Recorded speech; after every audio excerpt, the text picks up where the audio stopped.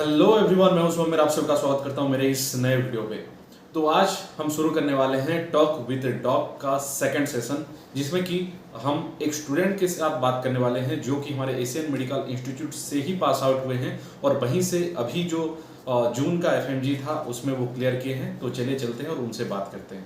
तो आज के जो गेस्ट हैं, टॉक विद डॉग का जो सेकंड सीजन है उसमें मेरे एक बड़े भैया हैं, हमारे इंस्टीट्यूट में ही पढ़ते थे, एशियन मेडिकल इंस्टीट्यूट में, रिसेंटली पास आउट हुए हैं। डॉक्टर जावेद आलम। डॉक्टर मैं इसीलिए लगा रहा हूँ क्योंकि ये अभी एफएमजी क्लियर कर चुके हैं। हेलो सर, कैसे हैं? हाँ, हेलो भाई। मैं अच्छा हूँ, तुम बताओ तुम कैसे मैं हो। भी बढ़िया सर। सर, अभी हम जो पॉडकास्ट कर रहे हैं इसमें हम बात करने वाले हैं जो एफएमजी आपका प्रिपरेशन था वो कैसा था, आपका कौन कौन सा हर्डल्स आया था और आप उसको कैसे पार किए थे, उसके बारे में हम बात करेंगे। क्योंकि जितने नए स्टूडेंट हैं उन लोगों को कुछ मोटिवेशन मिलेगा। ठीक है सर? बिल्कुल। सो सर, पहले तो मैं तो आपको अच्छे से जानता हूँ, लेकिन जितने भी व्यूअर्स हैं उन लोगों को आप बता दीजिए कि आप कौन हैं, कहाँ से आए हैं और आपका जर्नी कैसा था। हाँ हाँ, जरूर। मेरा नाम जावेद आलम है और मैं बिहार के गोपालगंज जिले से हूँ। और मैंने अपनी एमबीबीएस की पढ़ाई किर्गिस्तान के एशियन मेडिकल इंस्टीट्यूट से कंप्लीट की है। और जस्ट जून 2022 में मेरा एफएमजी एग्जाम क्लियर होगा। Okay sir. सर, आपका कितना मार्क था एफएमजी एग्जाम में? आ, अभी मेरा 155 मार्क्स था एफएमजी एग्जाम में। ओके, तो आपका ये सेकेंड अटेम्प्ट था? हाँ, ये मेरा सेकेंड अटेम्प्ट था। फर्स्ट अटेम्प्ट में मेरे 141 मार्क्स आए थे ओके सर। और सेकेंड अटेम्प्ट में 155। जितने व्यूअर्स हैं मैं उन लोगों को और एक चीज़ बता देता हूँ कि सर फॉर्मर प्रेसिडेंट भी रह चुके हैं। ऐसा नहीं कि सिर्फ पढ़ाई में वो बाहर के स्टडी के अलावा भी बहुत सारे काम में हमें हेल्प करते थे, हमेशा हमारे साथ रहते थे। तो थैंक यू सर। और ये पॉडकास्ट में इनवाइट करने के बाद आने के लिए भी थैंक यू। तो सर, अभी हम बात करते हैं कि ये जो एग्ज़ाम था, इसके बारे में आप क्या कहेंगे? जो रिसेंट एग्ज़ाम था, आप क्वेश्चन देखे होंगे, तो उसका एग्ज़ाम का क्वेश्चन पैटर्न कैसा था? आप जब दिए थे उसके साथ सेम था या अलग था? क्वेश्चन पैटर्न जो मैं फर्स्ट अटेम्प्ट और सेकेंड अटेम्प्ट की बात करें तो क्वेश्चन पैटर्न जो है लास्ट के कुछ सालों से ही बदल चुका है, जो कि पूरी तरह क्लिनिकल क्वेश्चंस आते हैं। हम चाहे कोई भी सब्जेक्ट एक्सपेक्ट करें कि डायरेक्ट क्वेश्चन वन लाइनर्स, तो वो ज्यादा नहीं आते। जी। अब हर सब्जेक्ट में क्लिनिकल सिनेरियो दिए होते हैं, चाहे वो एनाटॉमी कर ले, बायोकेमिस्ट्री कर ले, उन सारे सब्जेक्ट में आपको क्लिनिकल सिनेरियो मिलेंगे। एट लास्ट क्वेश्चन में होता है मोटिव, पूछने से पता चलता है कि ये बायोकेमिस्ट्री पूछ रहा है लेकिन क्लिनिकल सिनेरियो है।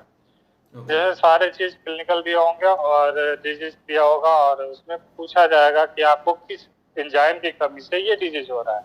ओके। डायरेक्टली नहीं पूछा जाएगा कि ये डिजीज किस एंजाइम की कमी से हो रहा है। ये पूरी क्लिनिकल सिनेरियो दे रहे हैं कि पेशेंट को ये सिम्टम्स हैं और फिर आप बताएं कि ये कौन सी एंजाइम डिफिशिएंट है इसमें। इस तरह के क्वेश्चन आ रहे हैं अभी। ओके, यानी कि पूरा पेशेंट का हिस्ट्री दे दिया रहेगा और वहाँ से क्वेश्चन आएगा, डायरेक्ट क्वेश्चन अभी नहीं हाँ, आएगा। पूरी पेशेंट हिस्ट्री रहेगी, क्लिनिकल सिनेरियो रहेगा और उसके बाद से आप क्वेश्चन रहेगा कि हाँ, इसमें आप एंजाइम डिफिशिएंट बताएं या फिर किस एनाटॉमिकल स्ट्रक्चर में दिक्कत है, ये चीजें पूछी जाएगी। जी। तो बेसिकली हम मान के चले तो टोटली क्लिनिकल क्वेश्चंस आ रहे हैं। अभी तो हमारा जो 2023 से नेक्स्ट आने वाला है बोल रहे हैं, तो उसी के पैटर्न के साथ मेल हो रहा है शायद तक, अभी जो एग्जाम्स हो रहे हैं। हाँ, ये बिल्कुल सही है कि जो अभी 2023 से नेक्स्ट आने वाला है, जो कि अभी शायद एनएमसी ने कंफर्म नहीं किया, जी। पैटर्न वही है। उसमें नेक्स्ट एग्जाम की बात करें तो वो दो पार्टों में होगी। जैसे वो लोग बेसिक्स के आप अलग करेंगे और क्लिनिकल अलग करेंगे। जी। सो सर, आप आपको एक साथ 19 सब्जेक्ट नहीं देना है नेक्स्ट में। ओके। सो सर, आप कब से प्रिपरेशन शुरू किए थे? मैं प्रिपरेशन लास्ट ईयर से शुरू किया था। जो मेनली एफएफडी के लिए प्रिपरेशन होता है, मैं लास्ट ईयर सितंबर से कर सकता हूँ। लास्ट ईयर सितंबर से शुरू किया था। बाकी बेसिक्स जो कॉलेज में पढ़ा रहे थे, बेसिक्स जो होते हैं वो बस उतना ही मैं पढ़ के आया हुआ था। बेसिक्स जो कॉलेज स्टडी होती है, ओके। क्लासेज और सब्जेक्ट्स। यानी कि पूरा एफएमजी के लिए प्रिपरेशन आप लास्ट ईयर ही शुरू किए थे वहां से आने के बाद? हाँ, वहां से आने के बाद सितंबर में मैं शुरू किया था। अच्छा। सो सर आने के बाद आप घर गए थे या सीधा प्रिपरेशन करने चले गए थे या कोई ऐप यूज कर रहे थे, कैसा था आपका? नहीं, आने के बाद मैं सीधे घर घर गया था एक हफ्ते के लिए। फिर मैं कम बैक टू मतलब दिल्ली आया। दिल्ली आके सीधे मैंने कोचिंग ज्वाइन किया एएफएमसी, और फिर वहां से शुरू किया तैयारी करना। अच्छा, कौन सा कोचिंग था सर? फर्स्ट टाइम में तो मैंने एएफएमजी में कोचिंग किया था, लेकिन अभी जो इस टाइम जो मेरा रिजल्ट हुआ है, इस टाइम में मैंने एराई ज्वाइन किया हुआ था, जो कि अभी एशियन मेडिकल इंस्टीट्यूट में भी अच्छे फैकल्टी भेजती है। राइज वहाँ भी है, और यहाँ भी बहुत अच्छे तरह से प्रिपरेशन कराते हैं राइज। हाँ, एराइज वाले वहाँ भी आते हैं एशियन मेडिकल इंस्टीट्यूट में भी। बिल्कुल, वो एशियन में भी आते हैं। जैसे तुम वहाँ रह रहे हो, जानते हो अभी जी। इंडिया की टॉप मोस्ट कुछ फैकल्टी गए थे वहाँ पढ़ा, अभी जा भी रहे हैं। और सर आप स्टडी में कितना टाइम देते थे, कितना टाइम तक स्टडी करते थे आप? कितना टाइम मैं कहूँ तो देखो, एक्चुअली अब मैं जो एफएफ क्लासेज होती है, कोचिंग क्लासेज, वो 10 से 12 घंटे की होती है। जी। और 10 से 12 घंटे क्लास करने के बाद आदमी ज्यादा बैठ नहीं पाता, तो मुश्किल से मैं 1-2 घंटे रिवीजन करता था। लेकिन जब क्लासेस खत्म हो गई, हाँ। तो 8 से 10 घंटे लाइब्रेरी में बैठना होता था अच्छा, तो रिवीजन आपको पार्ट के कुछ लिए। टाइम मिला होगा क्लासेस पूरा सारा 19 सब्जेक्ट खत्म होने के बाद? 19 सब्जेक्ट खत्म होने के बाद जो 1 महीने का 6 महीने का टाइम मिला, उसमें लाइब्रेरी में बैठ के अपना रिवीजन करना जी। और टेस्ट लगाना, क्वेश्चंस लगाने, मॉक टेस्ट वगैरह लगाना। हाँ। तो तो उसमें 8 से 10 घंटे, मिनिमम 8 से 10 घंटे लगते थे। Okay sir. और सर आप क्वेश्चंस के इम्पोर्टेंस के बारे में बता रहे थे लास्ट टाइम जब हम बात किए थे, तो उसके बारे में कुछ बताइए, क्वेश्चन कितना इम्पोर्टेंट होता है? क्वेश्चन समझना सबसे ज्यादा जरूरी होता है। क्वेश्चन में पूछ क्या रहा है, जी। उसमें ऑप्शंस में क्या ऐसा कीवर्ड है जिससे हम फाइंड आउट कर सकते हैं कि हमारा आंसर क्या होगा। जी। तो इसके लिए क्वेश्चन प्रैक्टिस बहुत जरूरी है। और सर आप क्वेश्चन जो प्रैक्टिस कर रहे थे वो कहाँ से कर रहे थे? वो इंस्टीट्यूट ही आपका करवा रहा था, जो कोचिंग इंस्टीट्यूट, या कोई बुक या कुछ? हाँ, कोचिंग इंस्टीट्यूट ही करा रहा था। उसका ऑनलाइन ऐप आता है, वहाँ से क्वेश्चन प्रैक्टिस कर सकते हैं। वो डेली सब्जेक्ट वाइज क्वेश्चन डालते हैं, और हर वीक में मॉक टेस्ट डालते हैं, जिसमें 19 सब्जेक्ट के क्वेश्चन होते हैं। जी। मैं उसी से प्रैक्टिस कर रहा था। राइज के जो ऐप आते हैं उसी के थ्रू सारे क्वेश्चन प्रैक्टिस कर रहा था। Okay sir. कोई स्ट्रेटेजी अगर आपके मन में हो जो कि आप बताना चाहें स्टूडेंट्स को? स्ट्रेटेजी, हर स्टूडेंट का अपना एक स्ट्रेटेजी होता है, और मैं कहूँगा वो एक अपना प्लान, एक गोल सेट करे कि हमें इतने दिनों में ये इतने सब्जेक्ट खत्म करने, इतने रिवीजन करने।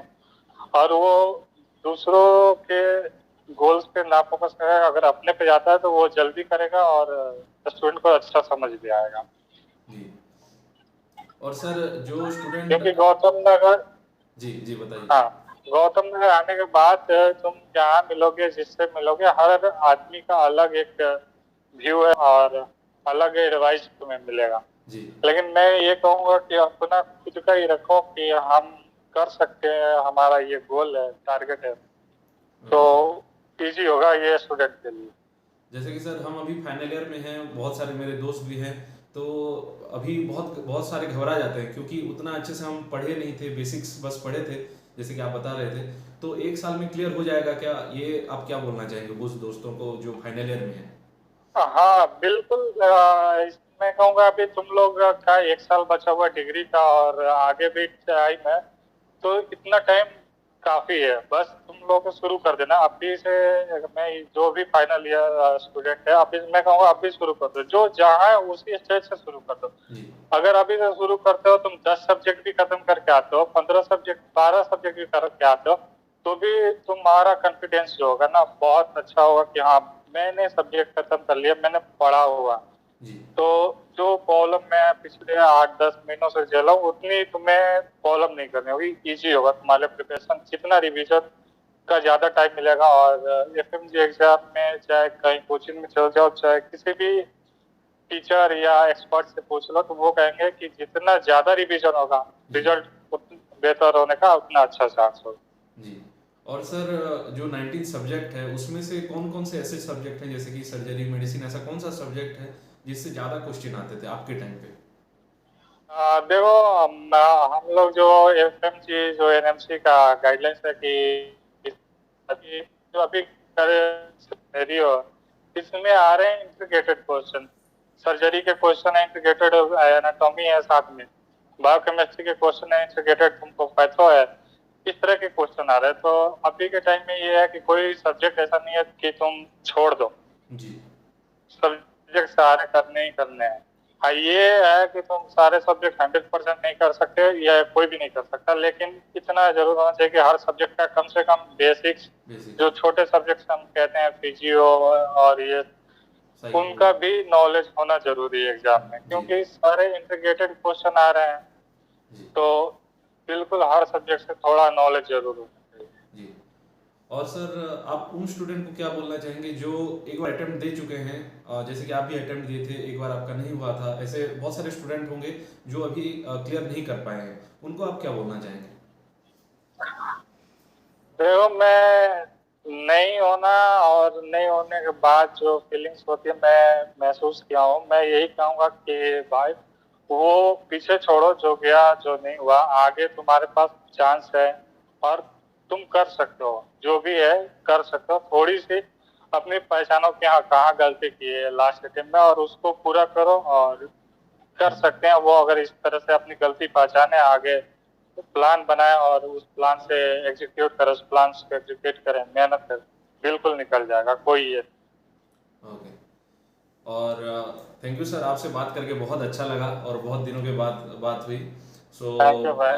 बहुत बहुत बहुत थैंक यू आप आने के लिए यहाँ पे और बहुत सारे लोगों को मोटिवेट करने के लिए। Thanks for coming sir. Thank you भाई।